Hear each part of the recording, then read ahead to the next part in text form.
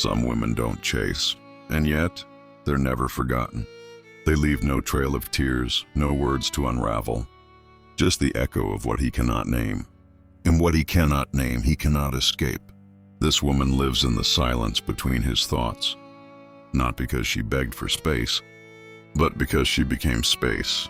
And men don't forget the woman who becomes the silence they can't control. He never says her name out loud, because it wasn't her body that undid him. It was what she saw, what she reflected, what she awakened.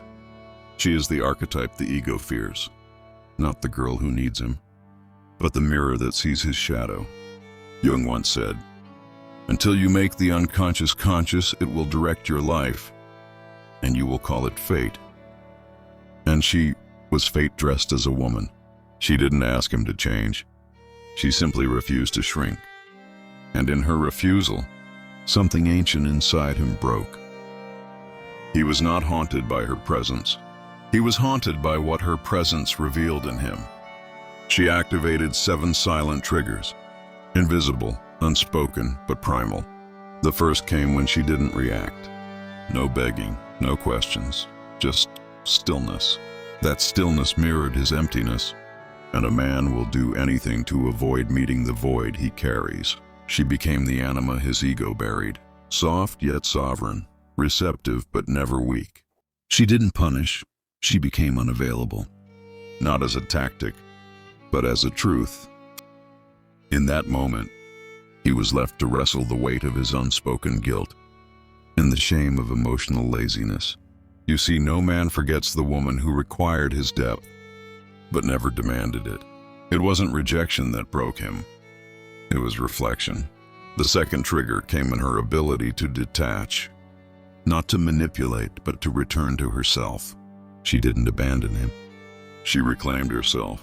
And men, especially those entangled in ego, fear the woman who doesn't need their validation to exist. Every man holds a silent image of woman within, his anima forged in childhood, distorted through pain. He seeks in lovers what he lacks in self. But she didn't play the role he cast her in. She didn't mother him. She didn't fix what he refused to face. And in doing so, she shattered the illusion. That's when the third trigger emerged. The unbearable weight of her absence. Not physical absence, emotional sovereignty. She wasn't punishing him. She had simply outgrown the wound he was trying to hide behind. He tells no one. He buries it deep. But her silence speaks in his mind like a ghost that never fades. Because he realized she knew him more deeply than he knew himself. And now he must sit with the truth that she once loved him, but never needed him. This is the paradox of feminine magnetism. The more she returns to her inner world, the more he feels the gravity of what he lost, because she didn't threaten to leave. She simply stopped making her love a refuge for his unhealed pain. In trauma psychology, they call it emotional fusion, where one partner holds the wounds and the other keeps them hidden.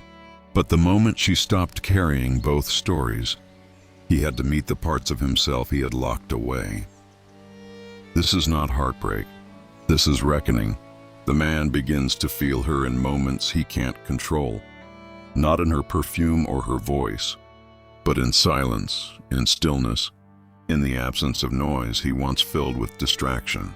And that's the fourth trigger, the realization that no one else makes him feel as seen. She became his initiation into shadow work, not by preaching, but by being. Eventually, the fifth and final trigger rises from the depths.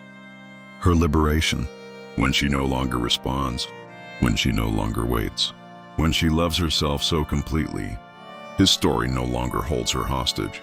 This is the woman who doesn't chase, because she knows she is the mirror, the storm and the stillness, the lesson disguised as love. And what haunts a man most is not the woman who loved him fiercely, but the one who did so fully, then left without rage, without ruin, just a door that closed and never opened again. The woman who walks away in silence isn't weak. She simply sees more.